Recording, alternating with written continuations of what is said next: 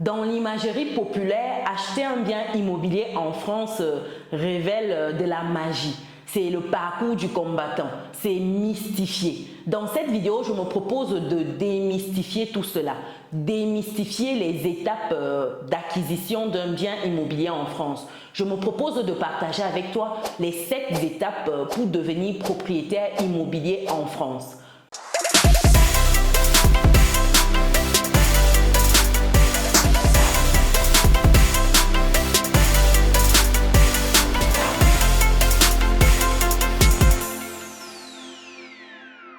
Sans plus attendre, la première étape, c'est l'évaluation du budget. Demandez le budget disponible pour l'achat et évaluer les coûts supplémentaires qu'il pourrait y avoir, c'est-à-dire frais de notaire, frais annexes. Et pour évaluer ce budget-là, c'est en allant voir votre banque. Ici, vous devez aller voir votre banque pour qu'avec la banque, vous établissiez votre capacité d'emprunt. Très important. Et avec votre capacité d'emprunt, vous saurez à quelle hauteur vous pouvez prendre un financement et connaître les grandes lignes en termes de durée. Sachant que la durée ici, c'est par rapport à vous. Est-ce que vous voulez un prêt immobilier sur 15 ans, sur 20 ans, sur 25 ans pour certains? C'est encore possible. Donc cette première étape-là, ça se passe avec votre banquier. Levez-vous de vos canapés et allez voir vos banquiers pour définir avec votre banquier votre capacité d'emprunt. C'est le premier pas. Une fois que vous avez défini cette capacité d'emprunt-là, la deuxième étape ici, c'est la recherche de votre bien immobilier idéal. Ici, il faut définir les critères de recherche et utiliser les différents moyens disponibles. Par exemple, passer par des agences immobilières, c'est-à-dire les agents immobiliers, aller sur des annonces en ligne, il faut consulter les sites d'annonces de logement, des sites phares comme Le Bon Coin, il faut aller sur Se Loger, Entre Particuliers, PAP. Il faut regarder tous ces sites-là afin de pouvoir dénicher votre perle rare. Et ici, c'est en ayant une certaine discipline. Ce n'est pas regarder une fois et penser qu'en une fois, vous allez trouver votre perle rare. Non, il faut avoir une discipline de recherche.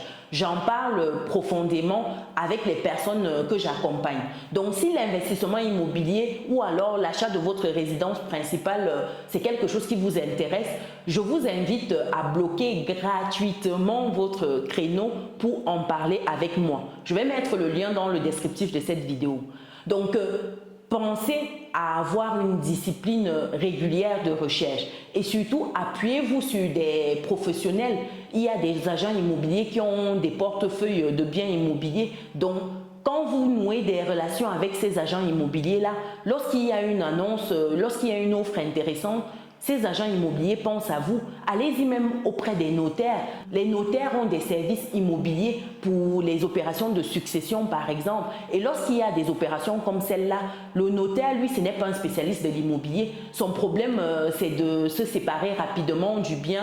En tout cas, finir sa succession. C'est de clôturer sa succession rapidement. Et si ça passe par la vente du bien, plus vite il vend, mieux il se porte. Donc, il faut vous rapprocher de tous ces agents-là qui sont dans la sphère immobilière pour trouver votre perle rare. Troisième étape, visitez les biens immobiliers. Une fois de plus, sortez de chez vous, chers résilients. Libérez-moi vos canapés là. C'est fatigant de rester dans le canapé, de vous savoir dans le canapé même. Libérez-moi vos canapés là et allez visiter les biens.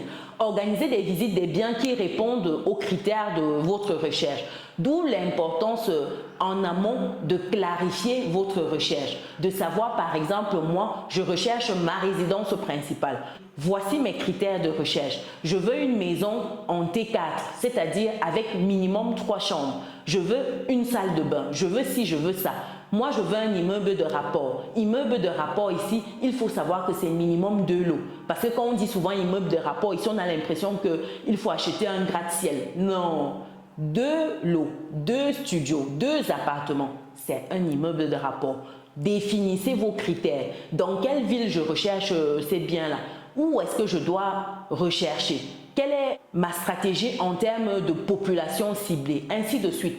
allez-y visiter les biens qui correspondent à vos stratégies en termes de rentabilité également. Donc, très important. En quatrième étape ici, c'est de faire la vérification des documents du bien sur lequel vous vous serez positionné. Ici, quand je parle de vérification de documents, c'est de demander par exemple tout ce qui est règlement de copropriété. Lorsque vous êtes sur des appartements, vous avez le règlement de copropriété. C'est de demander par exemple tout ce qui est AG.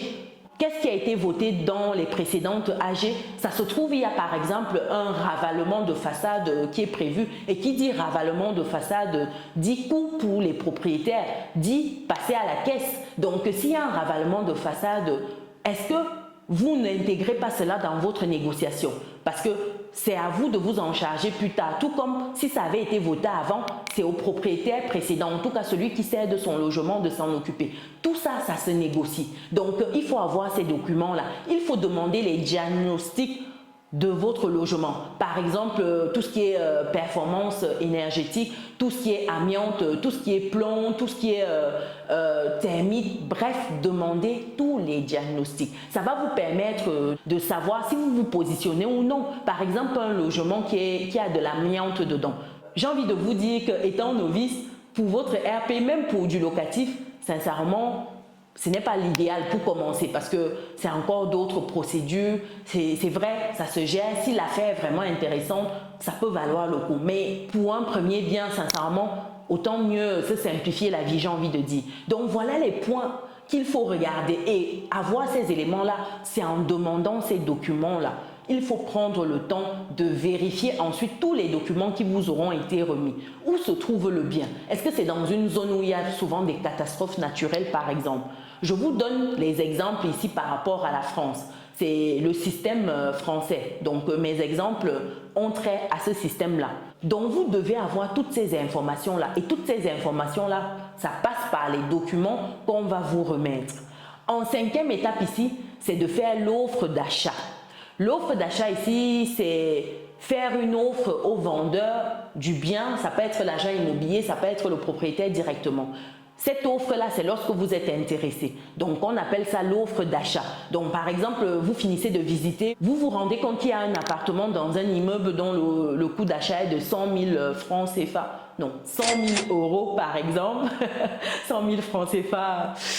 Dans ces cas-là, nous tous, on va acheter 100 000 euros par exemple. 100 000 euros, vous vous dites que quand je vois les travaux que je dois faire dans le logement, quand je vois ce qu'il y a comme travaux prévus dans la copropriété, quand je vois également le potentiel locatif du bien, quand j'analyse le prix au mètre carré, je me rends compte que si je me positionne plutôt à 80 000 euros, ce sera intéressant pour moi. Mais si je vais par exemple à 90 000, 95 000, peut-être que l'affaire ne sera plus si rentable que ça.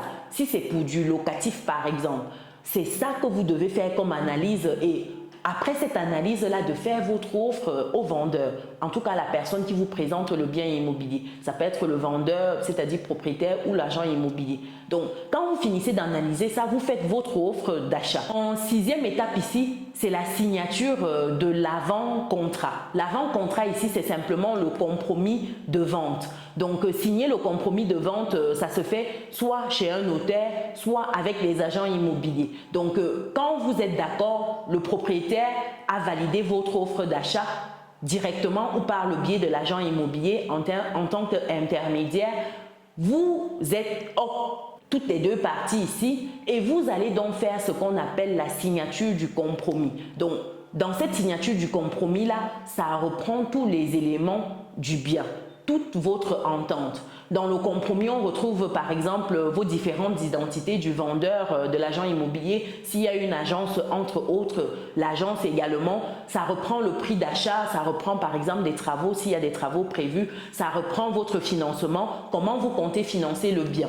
Est-ce que c'est en fonds propres, c'est-à-dire vous avez une épargne de 100 000 € et vous souhaitez mettre en cash dans le projet, ce que je déconseille formellement. Mais Mais ça peut arriver que vous ayez cette somme-là, que de laisser dormir ça sur votre livret A, autant mieux mettre dans l'immobilier. Donc, soit vous achetez en cash, soit vous passez par une banque. Dans ce cas de figure, ça remet le taux que vous pouvez obtenir auprès de cette banque-là, sachant que c'est à l'acte final que ce sera le taux définitif, les mensualités, etc. Donc, ça retrace l'ensemble des éléments qui scellent votre contrat. Et surtout, des points importants, c'est le délai d'obtention de votre financement bancaire si vous passez par un prêt bancaire. Également, les conditions de rétractation, parce que vous pouvez signer et puis vous vous rendez compte que finalement, ce n'est pas ça qu'il vous faut. Vous avez 10 jours de délai de réflexion avant que ce ne soit scellé entre guillemets. Après, il y a d'autres manières de sortir du contrat. Donc, une fois que vous avez signé et que les 10 jours sont passés, ce n'est pas la fin du game. Il y a encore d'autres manières. Donc, le compromis retrace tous ces éléments-là. Donc, très important. C'est pour cela qu'il faut prendre le temps de bien signer son compromis. En point 7 ici, c'est la signature du contrat de vente, c'est-à-dire la signature de l'acte final. C'est le jour où vous êtes propriétaire de votre bien immobilier, que ce soit l'appartement, la maison, l'immeuble, un garage, bref, vous êtes propriétaire. Et pour avoir cette signature-là, il faut avoir obtenu son financement bancaire si vous passez par un financement. Donc, l'étape intermédiaire ici, c'est d'aller finaliser en fait sa demande de prêt auprès de sa banque. Très important. Et dans cette demande de prêt-là, il faut verrouiller certains éléments. D'où le fait de parler le langage du banquier, de comprendre ce qu'il y a dans l'offre de prêt que le banquier va vous faire. Très important ici, parce que lorsque vous avez mis certaines clauses, ça vous permet d'avoir un certain avantage lors de l'achat du bien. Donc, prenez le temps de verrouiller certains points avec votre banquier. Très important, et ça impacte également votre rentabilité. Donc, le point banque ici est très important, sachant que la majorité des contrats se font via le financement bancaire. Très important d'avoir un bon financement.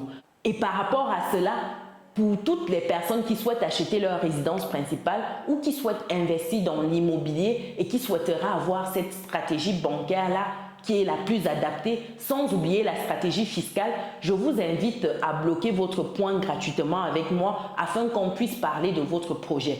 Il faut éviter certaines erreurs qui vont couler votre projet immobilier, qui vont faire en sorte que votre bien ne soit pas rentable. Et quand vous faites un mauvais achat, ça se paye cash. En immobilier, on parle de milliers d'euros. Donc, ce n'est pas une affaire où tu mets 100 euros, tu mets 1000 euros et que si tu perds, c'est pas grave. Là, c'est des milliers d'euros. D'où l'importance de bien acheter son bien. Donc, pour toutes ces personnes qui sont intéressées, rendez-vous dans le descriptif de cette vidéo pour bloquer votre session gratuitement avec moi. Donc, ici, vous verrouillez votre financement bancaire et vous vous fixez une date chez le notaire pour signer simplement votre acte de vente final. Vous êtes l'heureux propriétaire d'une maison, d'un appartement. Félicitations, cher résilient. Vous avez bien bossé. Vous êtes propriétaire. Et en France, trop de personnes dans la communauté ne pensent pas à devenir propriétaire. Ce sont des éternels locataires. 5 ans, 10 ans, 15 ans, 20 ans, 30 ans de location. C'est énorme, chers résilients. Pensez au moins à acheter vos résidences principales. Même si l'investissement immobilier ne vous intéresse pas, investissez au moins dans votre résidence principale. Parce que si vous achetez bien, ça prendra de la valeur. Et c'est du patrimoine que vous allez pouvoir léguer à votre génération future. Donc, faites-vous cette fleur-là. Commencez à vous y intéresser. Donc, voilà les étapes pour devenir propriétaire d'un bien immobilier en France. Dites-moi si vous avez déjà entrepris ces étapes-là. Est-ce que vous êtes propriétaire de votre bien immobilier, de votre résidence principale? Ou est-ce que vous avez des biens immobiliers locatifs? Partagez dans les commentaires. Ce sera un plaisir d'avoir vos différentes stratégies. Et surtout, un plaisir d'échanger sur ce sujet qui me passionne tant. Pour d'autres personnes qui ne sont pas encore dans notre belle communauté, je vous invite à cliquer sur le bouton qui s'affiche, d'activer la cloche de notification et de partager massivement autour de vous. Nous devons être nombreux à nous lancer dans le game de l'immobilier en Occident. Très important. Pour d'autres personnes qui recherchent des vidéos business, mindset, je vous invite à regarder celles qui s'affichent actuellement à l'écran. Donc on se dit à très bientôt. Ciao.